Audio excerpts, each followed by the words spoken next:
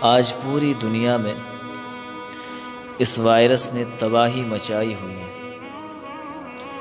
اس virus کی وجہ سے لوگ خوف کے عالم میں جینے پر مجبور ہیں۔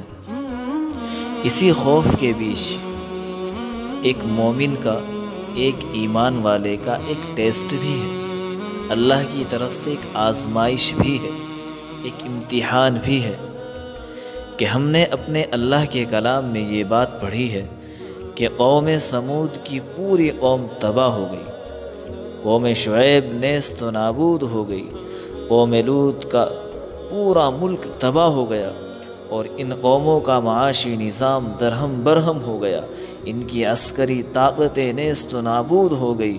قرآن نے ہمیں بتایا کہ یہ بھی ایک وائرس سے ہلاک ہوئے ہیں۔ اللہ نے فرمایا فَكُلًّا أَخَذْنَا بِذَنبِهِ کہ ہم نے ان کو پکڑا ان کے گناہوں کی وجہ سے۔ اس وائرس کے عام ہونے کی وجہ سے یہ ترقی یافتہ ممالک دنیا کے صفحے ہستی سے مٹا دیے گئے، ان کے معاشی نظام درہم برہم ہوتے چلے گئے۔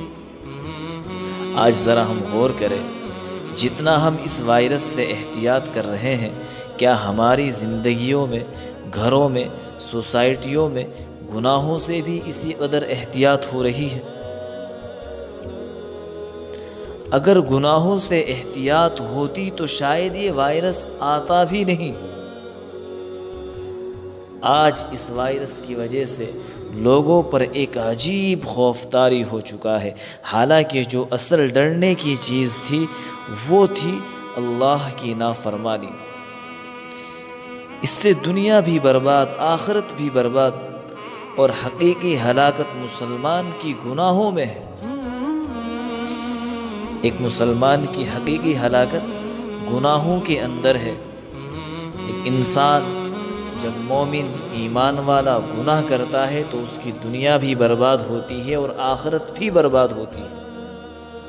لیکن آج کے مسلمان کا عجیب حال ہے، وہ اس وائرس سے تو خوف زدہ ہے، اس وائرس سے تو ڈر رہا ہے، اس وائرس سے تو بے پناہ ڈر رہا ہے اور تمام احتیاطی تدابیر اختیار کر رہا ہے، لیکن اللہ کی نافرمانی کر کے جو عذاب الہی کو دعوت دے رہا ہے اس کا اس پر کوئی اثر نہیں ہے، کوئی اثر نہیں ہے۔ جو گناہ اس کی زندگی میں اس وائرس کے آنے سے پہلے تھے، جیسے یہ بد نظری پہلے کر رہا تھا وہی بد نظری یہ آج بھی کر رہا ہے، جیسے یہ جھوٹ پہلے بول رہا تھا ویسے ہی یہ جھوٹ آج بھی بول رہا ہے۔ جس زبان سے یہ پہلے غیبتیں کر رہا تھا آج بھی یہ اسی زبان سے غیبتیں کر رہا ہے۔ جس طریقے سے یہ لوگوں سے پہلے بدگمان رہتا تھا آج بھی یہ ایسے ہی بدگمان رہتا ہے۔ جس طریقے سے یہ لوگوں کی طرف سے پہلے اپنے دل کے اندر حسد، بغض، کینہ، تکبر، عناد یہ ساری چیزیں رکھتا تھا آج بھی یہ ان تمام بیماریوں کے اندر مبتلا ہے۔ یہ اللہ سے توبہ کرنے کے لیے تیار نہیں ہے، اللہ سے معافی مانگنے کے لیے تیار نہیں ہے، اللہ کو منانے کے لیے تیار نہیں ہے۔ یہ کرونا وائرس سے تو اس قدر خوف زدہ ہے کہ ہر چیز کے اندر احتیاط کر رہا ہے، کسی چیز کو ٹچ کرنے سے پہلے 10 مرتبہ سوچ رہا ہے، کسی سے مصافحہ کرنے سے پہلے سوچ رہا ہے، لیکن یہ اس بات کو نہیں سوچ رہا ہے کہ جس کی وجہ سے یہ وائرس آیا وہ میرے گناہ ہے، میں نے اللہ کے عذاب کو دعوت دی ہے۔ مجھے سب سے پہلے یہ کام کرنا چاہیے کہ مجھے اللہ کے سامنے توبہ کرنی ہے، اللہ سے معافی مانگنی ہے۔ میرے عزیزو، احتیاطی تدابیر پر عمل ضرور کرنا ہے لیکن خوف زدہ نہیں ہونا، اپنے اوپر خوف کو غالب نہیں کرنا، اور جو چیز ڈرنے کی ہے وہ ہے فَكُلًّا أَخَذْنَا بِذَنبِهِ، گناہ چھوڑ دینے ہیں، روٹھے رب کو منانا ہے، اللہ کے سامنے سچی توبہ کرنی ہے، اور ساتھ ساتھ میں گھروں کے اندر نمازوں کا اہتمام کرنا ہے، دعاؤں کا اہتمام کرنا ہے، آیت کریمہ کا اہتمام کرنا ہے۔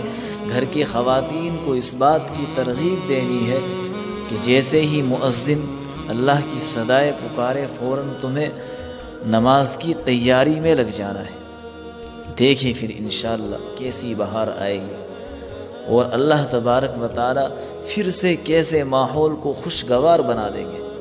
آخر سارا نظام اللہ ہی کے قبضہ قدرت میں ہے۔ اگر یہ انسان اللہ کی طرف لوٹ کر آ جائے اور اللہ کو منا لے، اس کے در پر آ کر دو چار آنسو بہا لے، اللہ کی قسم ہماری ساری پریشانیاں ختم ہو جائیں گی۔ تو اللہ سے دعا کرنی ہے کہ اللہ پاک یہ جو اس وقت ہم سب پر ایک آزمائش آئی ہوئی ہے، اللہ پاک اس آزمائش سے، اس وائرس سے ہم سب کو نجات نصیب فرمائے۔